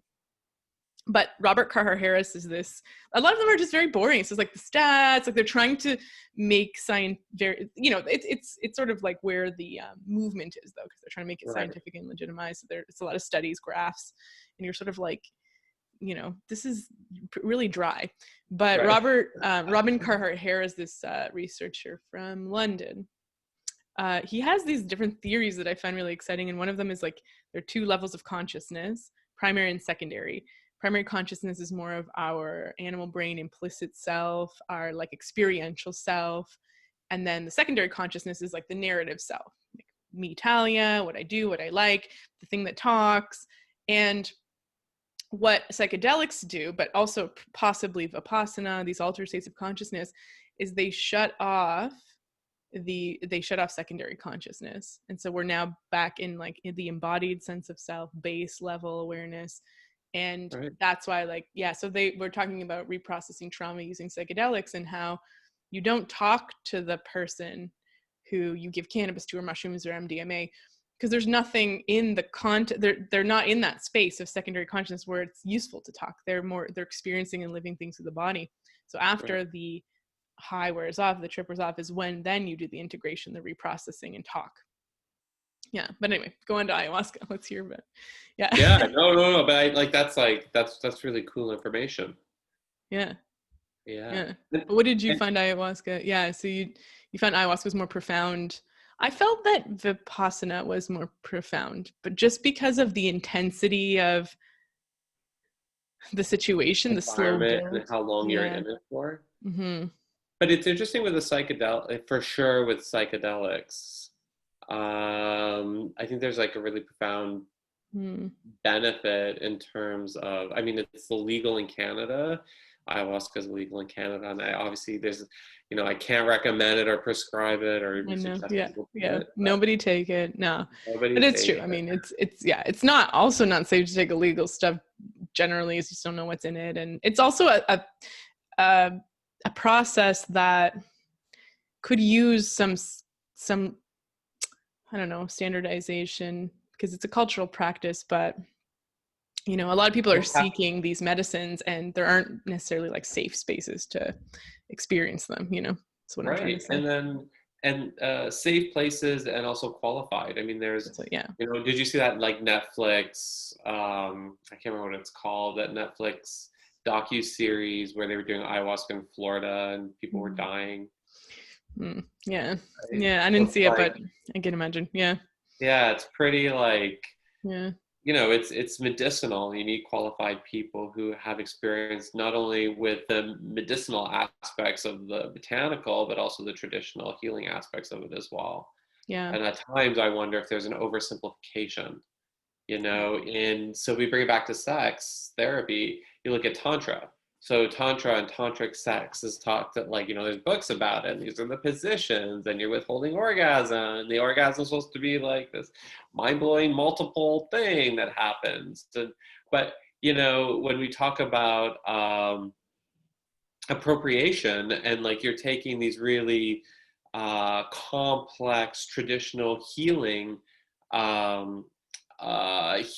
arts, and we dumb it down to a sexual position and how to like maximize your orgasms. Or if we look at it from a TCM, traditional Chinese medicine perspective, and we look at acupuncture and how acupuncture, although it's well researched, has become this physical modality to release the adhesions in your muscle tissue, right? It's like we have to really it's just this appropriation of these really beautiful, and I have like, it's controversial even within me, because I'm like, but there's something that's actually going to benefit someone and like help them feel better, but how do I like honor, and it's complicated. It's a complicated place to be. A good Well, place, but complicated. we're very reductive, right? So we like to chop things up. So we take yoga and we say, well, what's Yoga. good in yoga? You know, it's an entire cultural practice, religion. It's been, you know, passed through It's iterations. Lululemons and my designer yoga Yeah. mat, like the really beautiful bag. Yeah, right. Oh, but we're just like, okay, well, what's good about yoga? Oh, stretching, strength. Okay, so now it's yoga fit, yoga hit, but which could be fine because there are benefits to chopping things up and just, you know, like you can eat chocolate, you can eat chocolate cake, but chocolate's not the only thing good about chocolate cake. But so that being said, you know, I've completed over 1,000 hours of yoga training. So I think I'm like 1,500 hours. So I've done like, I Well, was like, yeah. So I'm like in my 20s, I was like fully into yoga world. you're full My on hippie. I teens didn't to know my all that. 20s. Yeah, oh yeah. I was like preppy. I'm like the preppy hippie. Like deep down. So actually, Lauren, remember Lauren? Yeah. Yeah. Lauren is like, you know, underneath that like collared shirt and sweater vest or whatever it is that you're wearing, you're Yeah. such a hippie. Yeah. I'm Do you like, have like a D'Artagnan mustache currently? For anyone who's not watching the YouTube, you have a collared shirt with a nice blue sweater. oh, that's Very it. like you're very well read. You've got your books behind you. I got all my books behind me, Yeah, my your plants. airplane plants. Yeah. I I'm wanted an to, naturopath. I got plants. yeah. And here you are with your 1,500 hours of yoga teacher training. Yeah. Yeah, but so I was like immersed into the yoga community. I was also working full time in my previous career as well, but I was totally immersed, and it was beautiful. And it was like, you know, when we talk about safe places, I would say that within that environment, I felt so at home and at peace and loved and welcomed. It was amazing, totally amazing. And I lived at the ashram, like I was there all the time. And then the world changed. And then all of a sudden, it started to switch into, my primary was Ashtanga yoga. So Ashtanga, are you familiar with what Ashtanga yoga is? So it's very like acrobatic, Primary it's very series. Yeah. physical, it's an intense thing, but it's intense. But then like the room changed and it became about the acrobatics. It came about like how flexible you are. It came, what level are you, level 1, 2, or 3? And then I remember I was like in a class, and first of all, it was a new instructor. She complimented me on my posture, which has never happened before, on my posture, on my positioning. She's like, you have a really beautiful practice. And no one's ever done that before. And I thought, whoa, that's really strange that someone will comment on like how flexible I am, that I'm like holding certain positions in these really beautiful things for a guy. And like, it was just really funny. I was like, okay, that's weird. And then over time, I remember sitting I was practicing, and I was looking at what I was like in my practice, but then all of a sudden I started looking around the room and I'm like, how am I comparing to everybody else? How flexible am I? Am I folding forward as much as the person beside me? You know, am I shaking, or am I holding the position like I'm concrete? You know, I'm strong. And it was at that point that I kind of went, whoa, how did this happen? How did this evolve, right? And so I actually moved away from yoga because of that. A few other reasons, but I moved away from it because I was just like, wow, I can't find it. I kind of like moved around to different studios trying to find a good fit. Downward Dog was the next one that I went to on Queen Street, but I couldn't find a good fit. They even started to evolve, and I think they even shut down eventually. It's interesting because it's like you moved from an experience of being in your body, being embodied, subjective experience, to then being aware and preoccupied with how you look from the outside. Right. Kind of a very common female experience of sex, right? We see the female objectified in porn and things like that, and there's often a disconnect from the subjective. Yeah, that's interesting. From the feeling, right? Yeah, To from the the feeling, superficial. the embodied sensation. It's a lot of like, how do I look? Is it the self-consciousness can kill our sexuality, you know, our sexual desire. And I actually was, before we recorded, remember, so I told you I was down this rabbit hole on Instagram by accident. I saw hashtag HSDD, and I was like, what does that stand for? So I click it, and it stands for hypoactive sexual desire disorder. Right. New DSM diagnosis. Yeah, it's crazy. And I was just sort of like, I mean, so it's, 8 to 19% of people, I think it's female, people who identify as females, have this disorder, which is kind of a wide prevalence, 8 to 19%. That Yeah. tells me you haven't figured out exactly what in the population, who's coming in with this issue. And, you can think of like how many people are stressed and how many people have the concern of low libido, but now there's a disorder. So I'm interested because I'm like, wow, there's a disorder in the DSM usually means that there's a, Pharmaceutical. there's a pharmaceutical associated with it. And I was looking at who was promoting HSDD as a hashtag, and it was these pharmaceuticals, Yeah. Adi and Vyleesi. And we were talking about this before, about how they're targeting like neurochemistry. So distilling low libido down to, or at least whatever is categorized by this disorder. So it wouldn't just be low libido, it would be a specific criteria to be diagnosed with this. But it was distilling it down to, two pathways. One is serotonin. So it was like blocking serotonin actions. So it's actually stimulating serotonin to decrease the levels in your brain. So kind of working the opposite way that an antidepressant would work, which is interesting because many people have low libido because of antidepressants. And again, not knocking medication. If people are taking medication, I don't want to stigmatize that or anything like that, but it's just very interesting. And the second medication, Vyleesi, acts on the melanocortin receptors. So it's like the female Viagra, essentially, which it's like, if we can promote a female Viagra, let's do it, right? So Crazy, right? yeah, and melanocortin, it interacts with sunlight. So sunlight upregulates those receptors, and it's associated with like a lot of the benefits from the sun are connected to that receptor. So like, the stimulating melanin in the skin to habituate you for like tanning and that kind of thing, in mood and libido. Right. And so, back to our naturopathic principles of, not distilling everything down to one biochemical reaction, but if the person needs sunlight, which none of us have. Yeah. So I'll head to a nudist beach. Yeah, exactly. Yeah. Yeah. And it was interesting, right? Because it's like, but sunlight makes you feel, sure, there's like all the biochemical pathways, but then, sunlight makes you feel good. Yeah. Well, in all these different ways, Yeah.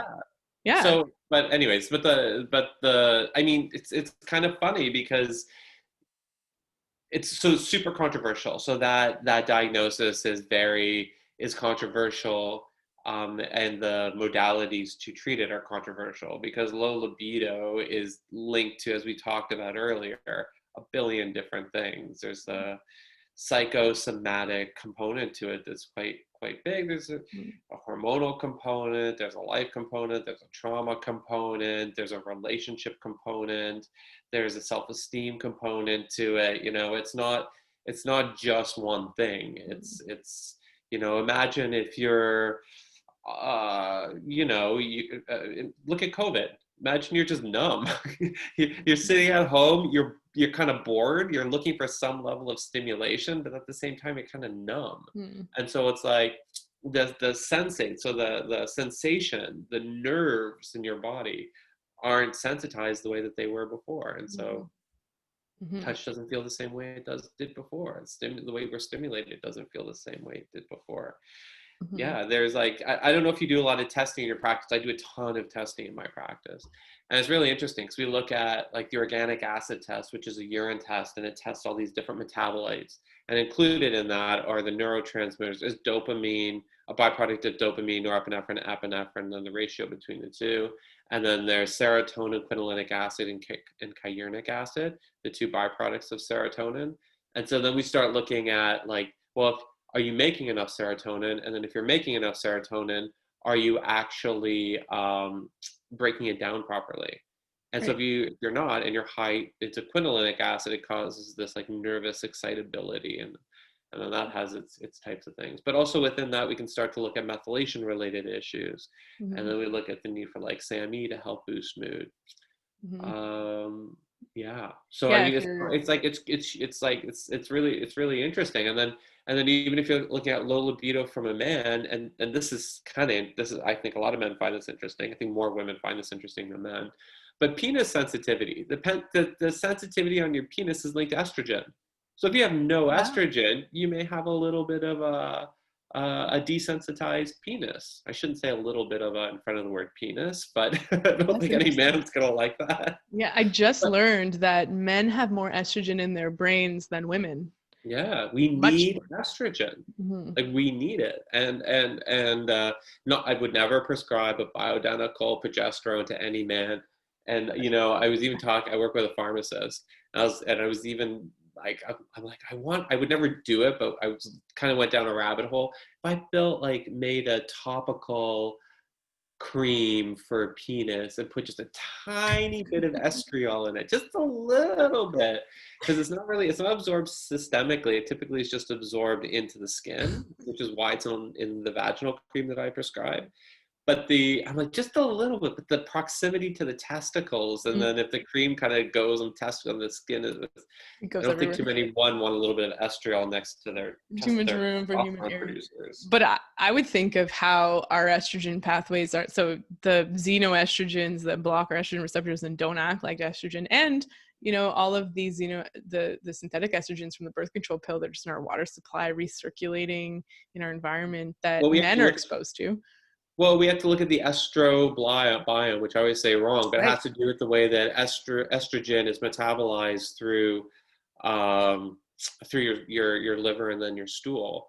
Mm-hmm. And then we look at, like, this is why if you have a, and then you have to look at like conjugation and deconjugation of estrogens, and then the reabsorption of these inactive estrogens and the effect that it has on the body, both in men and women.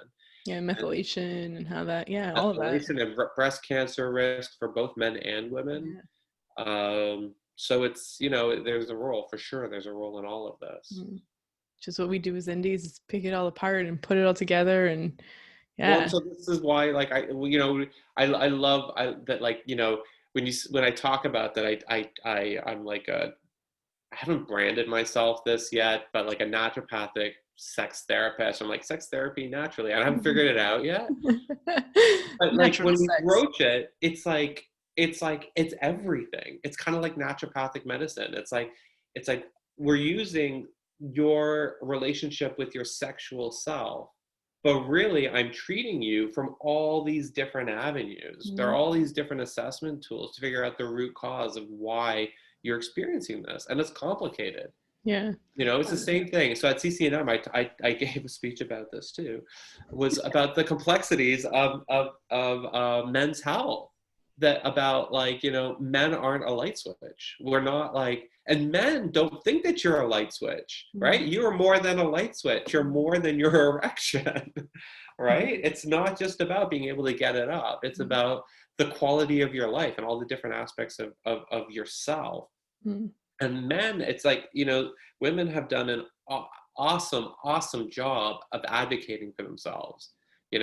Women, the feminist movement, amazing. Women have like mammograms done every 2 to 3 years now. Perhaps every 3 mammograms or every 2. There's a lot of lobbying to make sure that women's health, the research was heading towards making sure that, women are supported. Estrogen, progesterone go to 0 at menopause. So let's build in some frameworks to make sure that women are supported at a hormone level. Men haven't had that. Men haven't had that level of advocacy. We have our privilege, for sure. I'm not discounting that. But in terms of healthcare, we haven't had that level of advocacy. We're socialized to be strong, to not be connected to our physical bodies. And I see a lot of that in my practice, less so with younger generations, more so with men that are like 50 plus, 60 plus, more so. But yeah, there's like, men, there's a huge point where guys, again, as we talked about earlier in the podcast, is that, the evaluation tools, the way that men talk, everything, it's a bit archaic, and I'm kind of passionate about really evolving it so it's more balanced. Yes, at least in healthcare. I'm not talking about anything beyond healthcare. I don't want to like upset anybody. Yeah, it's I mean, my experience in my practice is most of the men, I actually have quite a few male patients who, patients who identify as male, who bring themselves into my practice, but the majority, I would have to say, are brought in by their, female partner or, family member or somebody that's already seen me most likely, or did research and tried to kind of, okay, it's gotten to the point where you've got to go in and get help. And often I notice that those patients are like very compliant. They're like, just tell me what to do. So they're pretty rewarding to work with, because they come back like, okay, I did X, Y, Z that you said. What next? I feel 80% better. I'm like, amazing. Wow. Okay. No one, but I think that, it's true. It's hard. There's a disconnect. I was even just thinking yesterday about, adult males and the quality of their friendships. And, I think females will like, just, get healing from each other, have this deeper connection with friends. And there's a lot of male friends I have who are like, no one really knows my true self. None of my male friends know my true self. Like, we just kind of interact on a physical level. Like, we kind of do hobbies together, do things together, but I never share anything personal. And it's amazing to me, because that it, health is related to the quality of our relationships. And I think there was a study Fernando shared that men's risk of heart disease decreases based on the quality of their relationships after 50, which is very interesting, right? So, and hormones will probably play a role in all of that as well. Totally. Yeah.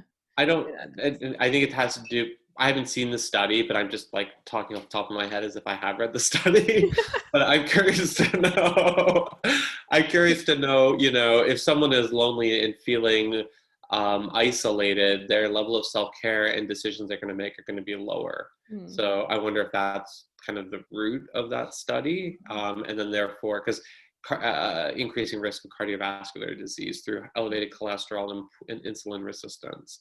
And if that, which is mostly lifestyle driven, there's a hereditary component, but it's mostly lifestyle driven.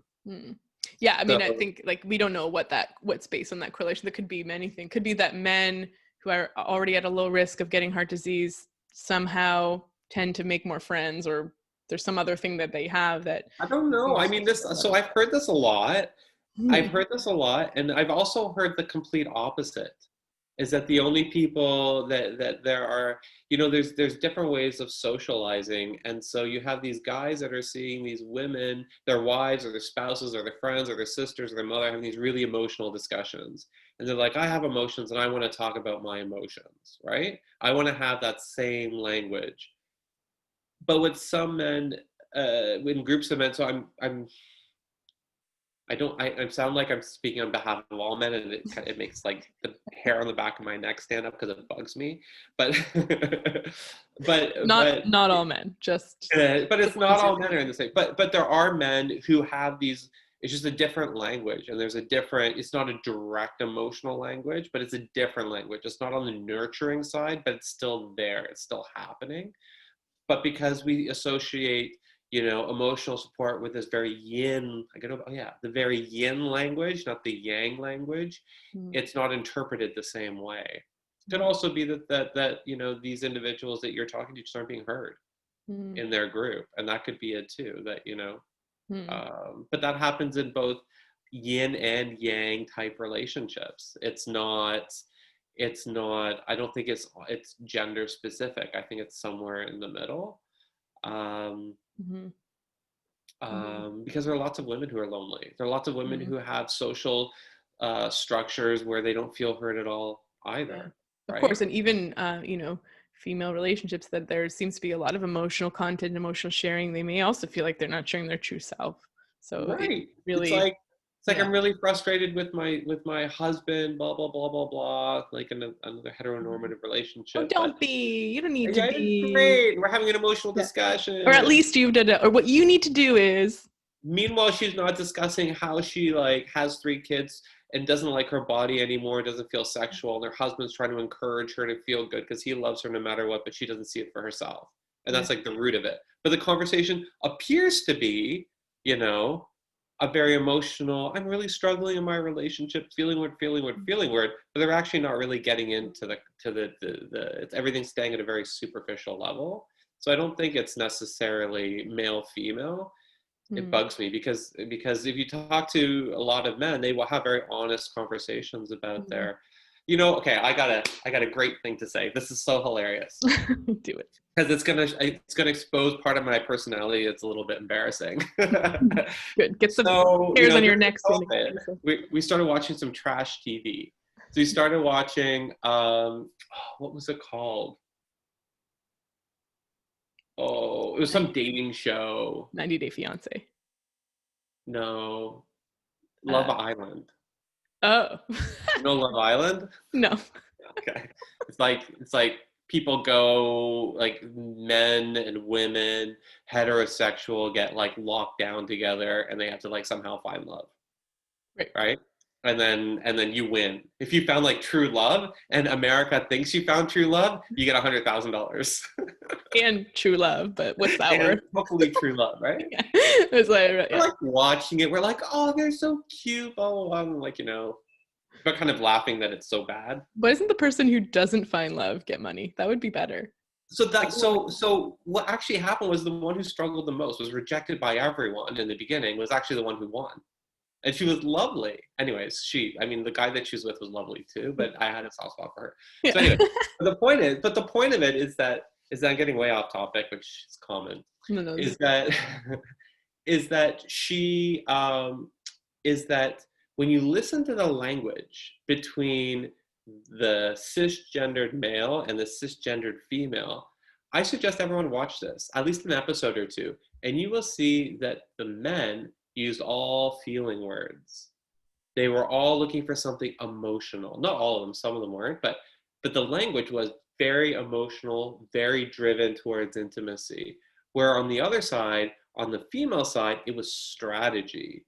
It was like all strategy. Why are they whiny? A little bit more like a very different role. And I think it's really interesting for people to watch that with that lens. Well, at least with my lens. But yeah. But it actually shows you. Everyone thinks like men are chauvinists and ass. Am I allowed to swear?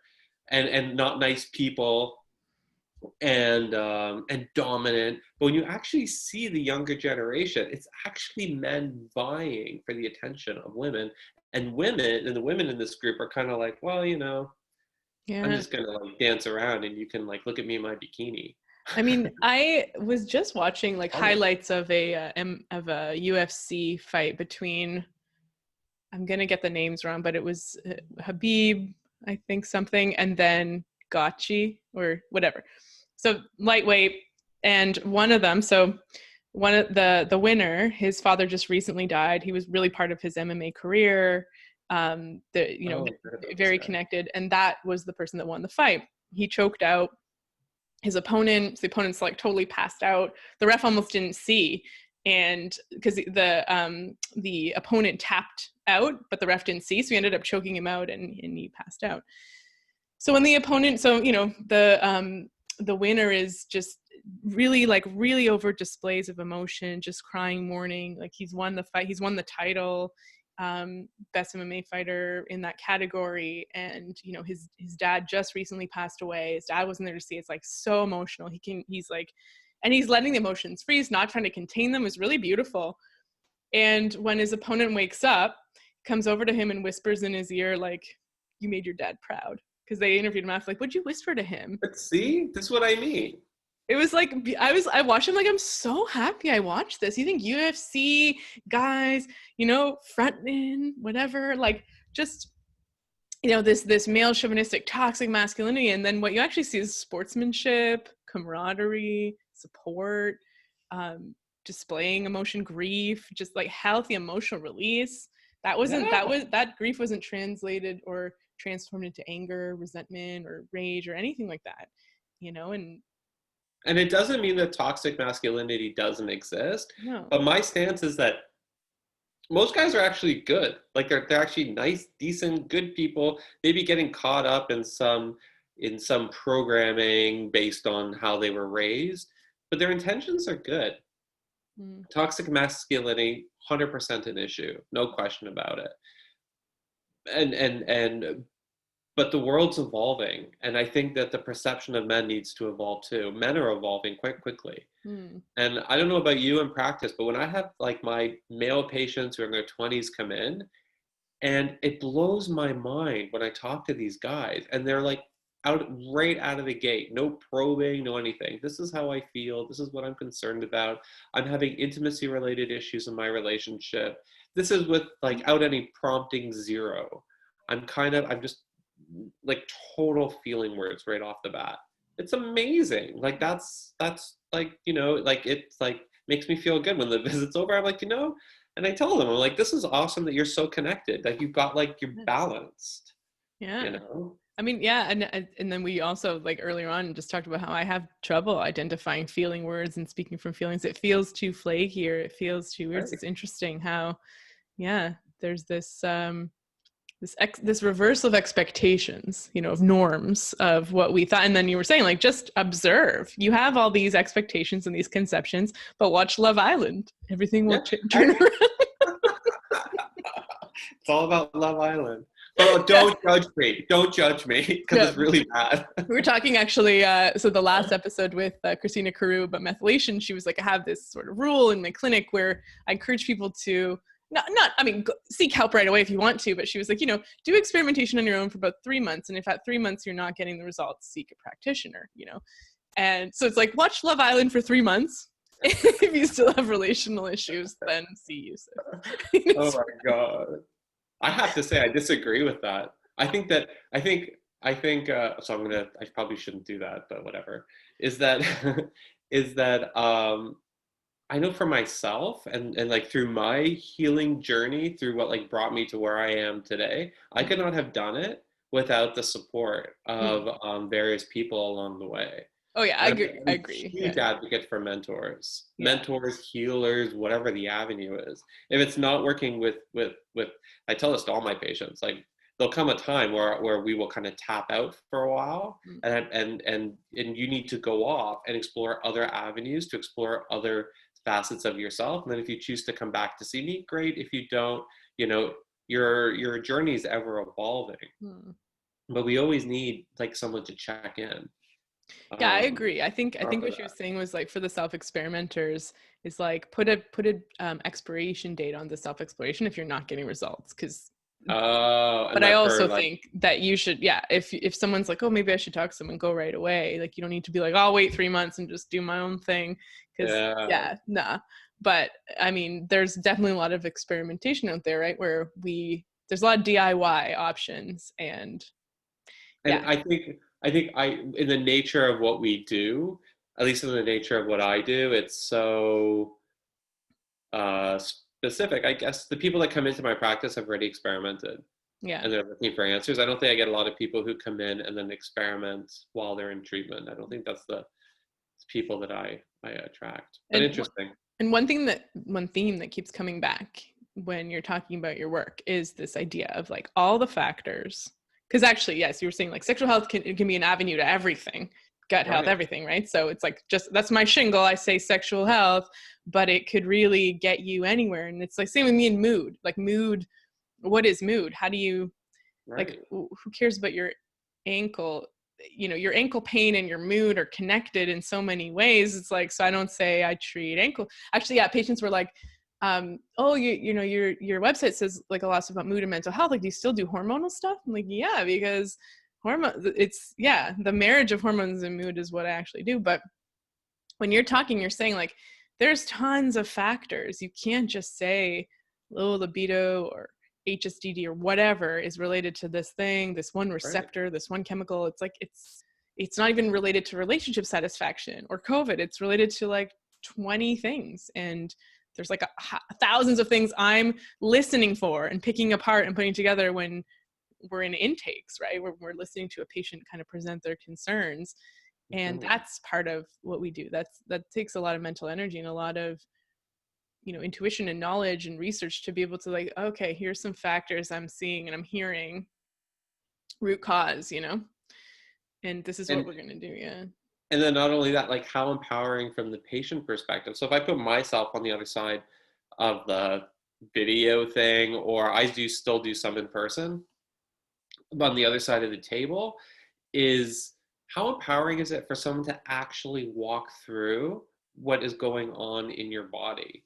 Like you can actually like create an understanding. There's an empowerment that comes. I think that's what we do as naturopaths is so amazing for our patient base, because it's giving people tools, right? It's not being, sitting on my pedestal and being like, oh, I'm going to wave my magic wand and I'm the authority of your health. It's about partnerships and consent and tools so that people can actually rehabilitate their body to where they want it to be. Yeah. So with like the intake and again, I do a lot of testing in terms of like biochemical pathways and hormones as well, all that stuff. But it actually helps someone to be like, oh, okay, so that's why I feel the way I feel. Mm-hmm. Right? Totally. Yeah. This hormone feels like this. This is what it feels like when I don't eat a big enough breakfast. Connecting the dots that like, seeing things as symptoms, as like signals from our body that we maybe didn't understand in that way, Right. Yeah. I love that. I'm gonna steal that line. I tell patients all the time. Because some people wake up. So actually, I had this other thought where I was thinking of people that wake up in the morning with so I was thinking actually of this idea of no appetite. So my friend's like, I can't eat. I don't have an appetite. And I looked at that and I was like, it's not that I'm hungry, but I can eat. I can always eat. Yeah. But with the only time I've felt that, there's the physical sensation of fullness. Right. And then there's this feeling of like, I can't eat. Like it's going to hurt to eat. And the times I felt that are when I've been experiencing quite significant anxiety. And I was thinking of all the people and all the patients who have this low level anxiety manifests as low appetite and just feels like I'm not hungry in the morning. It's because your adrenals are pumping out high amounts of cortisol and that actually catch-22 could be because of blood sugar dysregulation. So teaching someone, sometimes that feeling of I can't eat is treated by eating because it takes you into your parasympathetic, regulates your blood sugar. Just tap the mic back.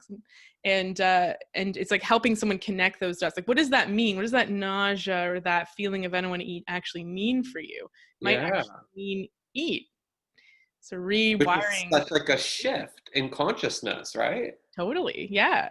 Total shift. How empowering is that?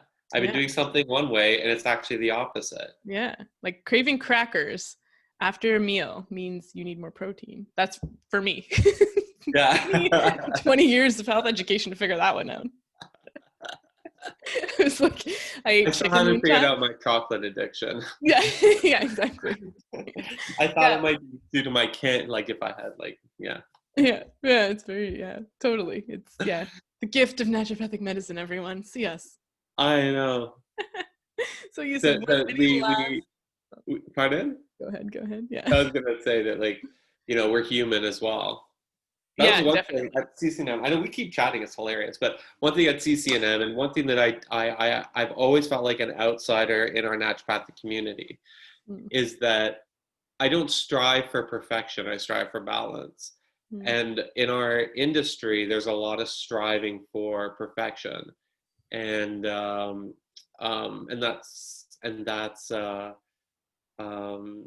I think some people like the idea of like that whole pedestal celebrity perfection, and they strive, like the Instagram person, I want to be that person. And we definitely in today's day and age live in that type of an environment where we have to have a certain filter. I mean, I don't even know anything about Instagram, but we have all these expectations. We have to have a certain filter, I have like a social media person who helps to guide me, and she works with us at NutriChem, and she gets so frustrated because she's like, you have to post. And I'm like, it's just not who I am. I am not that person. So quick plug, please follow my Instagram. We'll have the link in the show notes. And the reason being is that just to prove Sam that I can get more than 3 followers a month. And the way that I get my 3 followers is I'll talk to someone and be like, are you on Instagram? Here, follow my Instagram. Yeah, Instagram's the new business card though. Someone was like, oh, I like that. But it is. I mean, if you just quickly follow someone on Instagram and they show up instead of a business card. It tells a little I bit more. know, but I just can't. It's tough. It's I'm hard. not that. Yeah, 99% of my social media is business related. That's how I show up on social media, is like related to business. Right. And so that creates some boundaries around it, because there's a boundary of what you share, what you interact with, what your purpose is on there. So naturally there are these time constraints and just things around it that prevent it from getting out of hand, because a lot of people struggle with, I have a lot of friends who will not get Facebook or Instagram accounts because they're just worried of what it will do. Like, I don't trust my dopamine receptors to not be hijacked by this. And Right. yeah, when it's related to business, That's actually, real. yeah, totally. That's real. I Yeah. think and right now, Facebook with all the news feeds coming in light of what's going on in the world, like, come on. Instagram, to me, it feels like, okay, so I'm going to be controversial. I know you're awesome with social media, and it's my weakness, so it's like I'm picking on like my weakness thing. But I just go out and I do stuff, and I don't even think to take a photo. Mm-hmm. I don't even think to document it. And then someone said recently, you got to think of it as sharing information, giving people an idea of what it is that you do. And I'm like, but my whole thing is that when people look at me, they'll have like an immediate bias about who I am when they see like just me in a photo. But when you actually hear me talk, when you see me interacting, having conversation, then you truly understand or get a sense of who I am. Instagram is not for me, because you're just going to see, me trying to find the right angle or screwing up. I have like a really weird filter, because I was like, oh, let's try a filter in this one. And I look totally like airbrushed. Yeah, there's definitely there's a spontaneity that needs to happen, mixed with a control. Actually, the reason I have so many surfing photos is because that's when I have people take photos of me and send me pictures. So that's awesome. And then I learned that actually it's good to have sort of hobbies on Instagram, and the surfing photos get the most traction. So I'm sticking with it. I get free professional photos from people who like taking pictures of surfers, and that's awesome. But I wish people would take pictures of me. Never have food pictures, because I try and take pictures of my food and it doesn't look good. It's embarrassing. And then, or sometimes if it looks really good, I've already eaten half and it doesn't anymore. So I always forget. But I'm like, I took a picture of what I was eating and I put it on the thing that only lasts 24 hours. Oh, the stories on my story. Yeah. And I'm like eating. I'm like, wow, this plate looks amazing. Same thing. I ate half of it. So I just kind of shifted the angle. So you saw my nice bowl and just half the food, and repiled it to make it look like it was a full day. You're like, oh no. And angled it so you couldn't see the other half. So you got to order 2 servings. Yeah. One for the social media. Yeah. Well, Yousuf, any last thoughts about anything we talked about? Instagram? Well, I feel like it was the main topic, sexual health and men's health and Yeah, I think, well, first of all, it's always awesome hanging out and talking to you. Yeah. We need to do this more often. Yeah. It's fun when conversations are public. Yeah. Right? I miss you too. Maybe just go on and on and on. How long? We've been doing this for 2 hours? It goes on and on and on. Yeah, it never really ends with this podcast. It's easy to record a couple hours. Yeah. Yeah. And I think that, similar to yourself, it's as similar to your practice, we have our passion, what drove us into doing what it is that we do. And in your case, it's the mental health bit. And in my case, it's the sexual health and also the digestion, but sexual health, let's call it sexual health for now. And then as you mentioned earlier, it's that's kind of it's kind of the passion, what we want to talk about in our visits. That's our evaluation tools. Those are going to be the types of questions that we're asking along with everything else. Because at the end of the day, what both you and I are trying to do is get to the root of an imbalance, whatever the avenue is. Mm-hmm. And it just depends on what people are what they're experiencing in their body and what their chief complaint is essentially a very medical way of describing it, but it's what brought you in? Someone's going to come and book in with you because they have PTSD or anxiety or depression, and they start feeling they're not feeling like themselves. There's a strong mental health component, where with me, they might book in and be well, I'm more focused on my lack of intimacy and my sexual performance and the anxiety surrounding that. Or, I've noticed that like my penis has shrunk a little bit. And I can't figure out why, which is a very legitimate thing. My dry vagina, painful intercourse, PCOS. It just depends.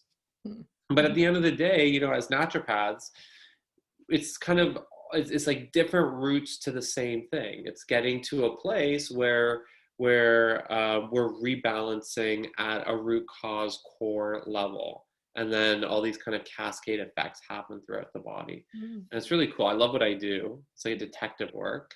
Same. I love the detective work, putting stuff together. And it actually, your point is very good because, you take two people with inflammation and all the same symptoms, let's say two hypothetical people. One person is most bothered by their ankle pain. The other person's most bothered by their low libido. And the ankle pain drives them in to see the ankle specialist. The libido drives them to see you. Their low mood drives them to see me. But it's the same in this hypothetical situation. Because people are like, it's the same person, same, physiological pathology happening. But their identification, their values, or what's important to them is what's going to bring them in. So if you're hanging out your shingle saying sexual health, it's like, I'm still going to look at your digestion, your sleep, your ankles, like everything that's considered, right? Because they all play an important role in linking all of this. Totally. Right. And I think that the important thing is the language. So it's creating like a place where a person can come in and talk openly and freely and comfortably with a practitioner who understands where they're at, wherever their kind of their pain point is, which is like a marketing thing, but is whatever their pain point is, they can come in and actually talk about it. So and with someone who they feel comfortable, someone they trust, and someone who's going to have effective treatments wherever it is. Yeah. So, this is great. Cool. Yeah, this is awesome, Yousuf. Yeah, there was something I was going to say, and I keep cutting you off. Disappeared from my mind, and I'm sure it was going to be really good. I don't know. I don't remember. Yeah, but so we'll just leave at that. Good podcasting right here. Yeah. No, thank you so much for joining me. This was awesome.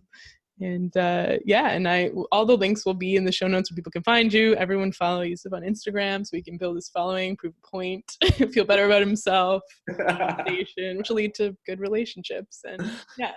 Well, thank you, Taya. Yeah. Great catching up.